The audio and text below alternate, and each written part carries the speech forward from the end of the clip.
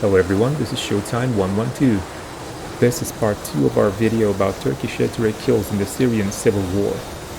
In the first part, you could see how Turkey first lost an RF-4E to Syrian anti-aircraft defense, after which Turkish pilots shot down one Syrian Mi-17 helicopter, one MiG-23, and one drone. But in 2015, the situation in Syria changed when Russians sent their military in direct support of Assad's regime. Russian Air Force launched numerous attacks against anti-government forces, and many of them were focused on the northwest region of Syria, where Turkish-supported groups operated. On 24 November 2015, a pair of Russian Su-24 bombers took off from Khomeini Air Base and headed northeast. They dropped bombs on insurgent positions in the vicinity of Turkish border, and as you almost certainly know, one of them was shot down by a Turkish F-16. That's the part where Turkey and Russia agree. However, the exact details of the Suhois and F-16's flight paths are disputed. Let's first take a look at the Russian interpretation. Two Su-24s were assigned to patrol near Marat al-Numan on about 5,500 meters of altitude. One of the Su-24s was crewed by Lieutenant Colonel Oleg Peshkov as the pilot and Captain Konstantin Murakhtin as the weapons system officer.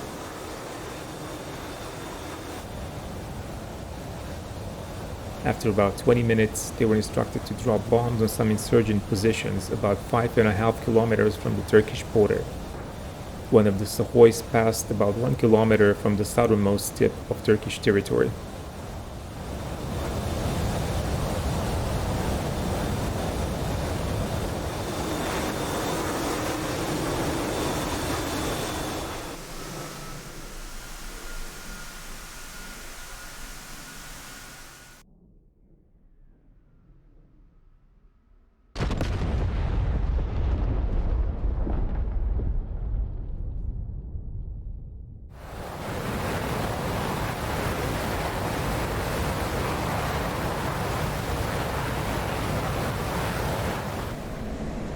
After making the first bombing run, Suhois turned left and then came back to make another attack. During the second attack, the Su-24 flown by Lieutenant Colonel Peshkov was hit by a Sidewinder missile launched by a Turkish F-16 from the distance of about 6 kilometers.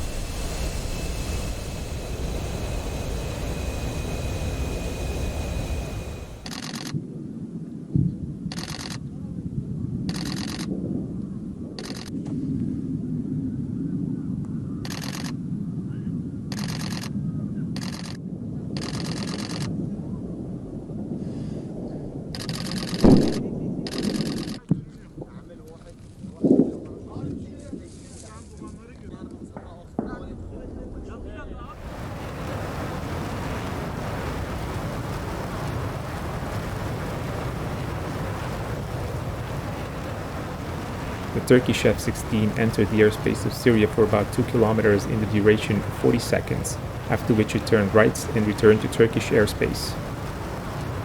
Su-24 crashed about 4 kilometers from Turkish border. President Putin called this a stab in the back and accused Turkey of having planned an ambush.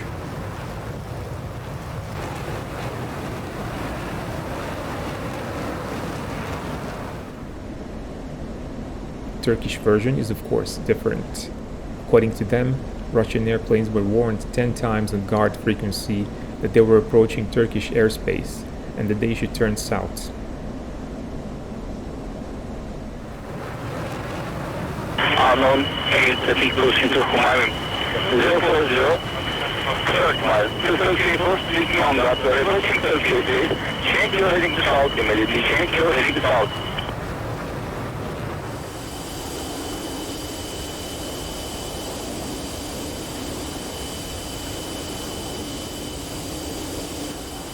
The Suhoi's flight path went across Turkish airspace, which was violated for 17 seconds.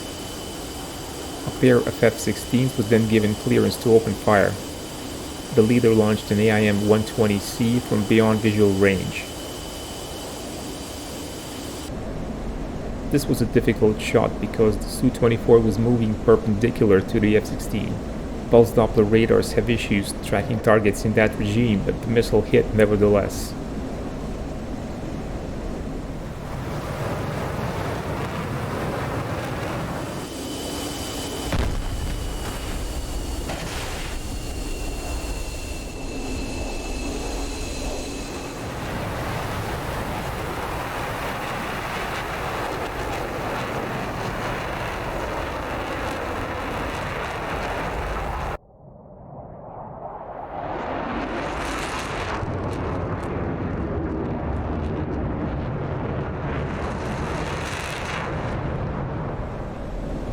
The supposed crash site of the Su-24 also differs in the Turkish version, now being about 2 kilometers south of the border.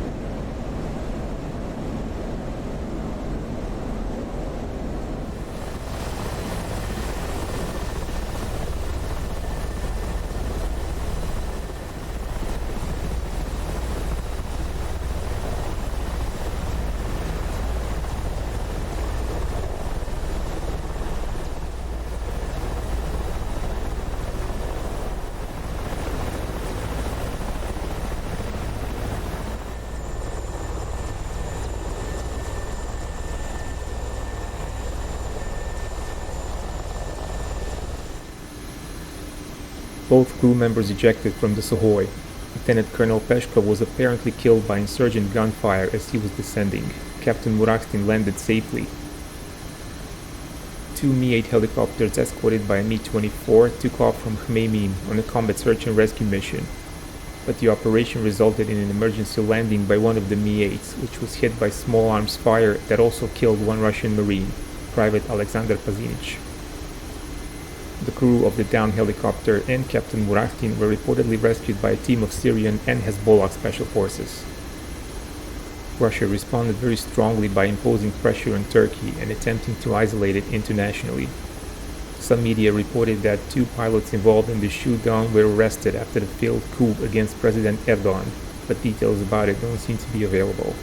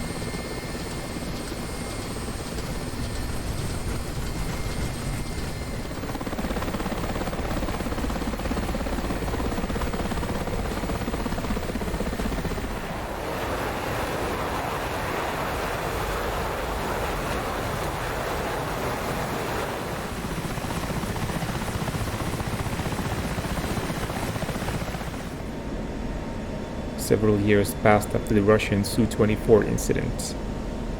In September 2019, there were reports that Turkey shot down an unidentified drone after it had violated Turkish airspace repeatedly. Some sources say this was another Russian Orlan 10. And in February 2020, things were heating up again. A Syrian Mi-17 helicopter was shot down near Idlib on the 11th of that month. Some insurgent militias claimed responsibility, but several sources claimed that this was in fact an air-to-air kill scored by Turkish F-16s. The Syrian helicopter never violated Turkish airspace, it was attacking insurgent groups supported by Turkey. Now, however, Turkish military was directly involved in the fighting in Syria after some of its soldiers were killed by Assad's forces. This apparently included interceptions of Syrian aircraft attacking Turkey-backed rebels.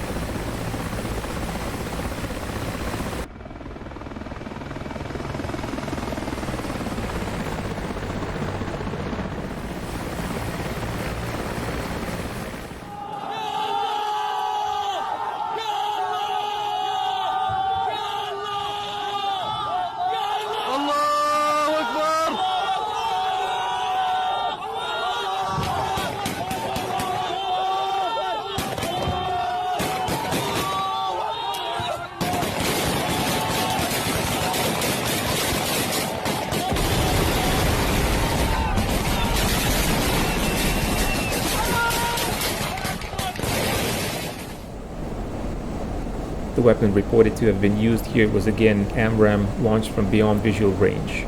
The name of the Turkish pilot or the squadron the F-16s belonged to are unknown.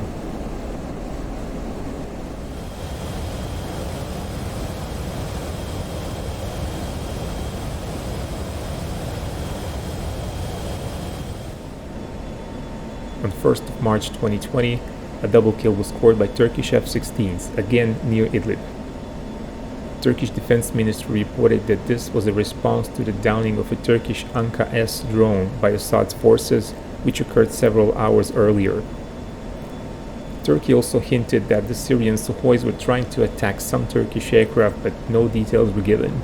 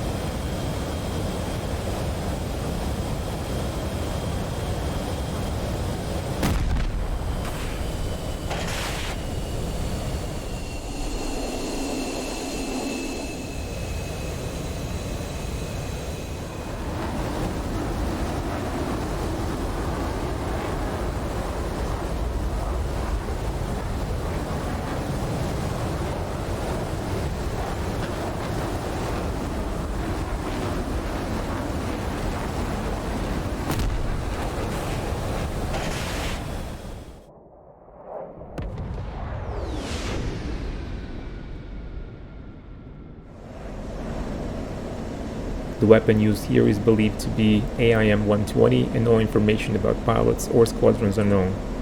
All 4 Syrian crew members ejected safely and were recovered by friendly forces.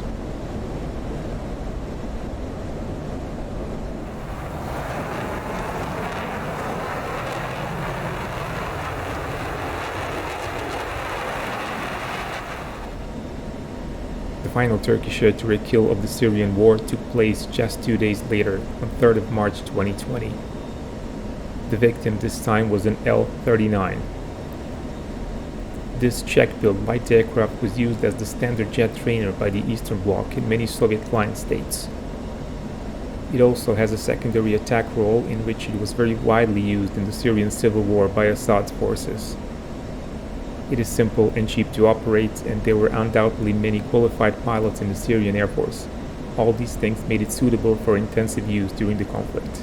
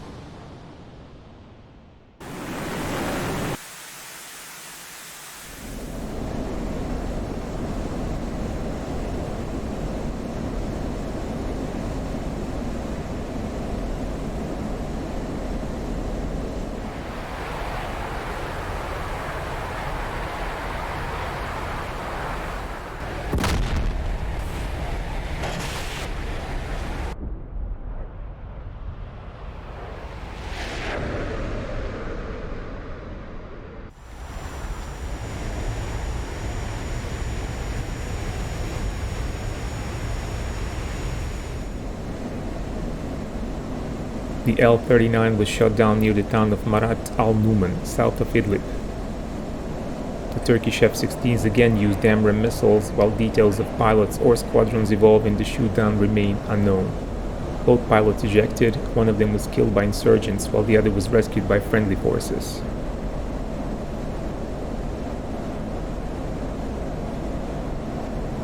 I hope you liked the video. Be sure to press the like button if you did. Support the channel on Patreon if you're able to, and keep watching Showtime 112.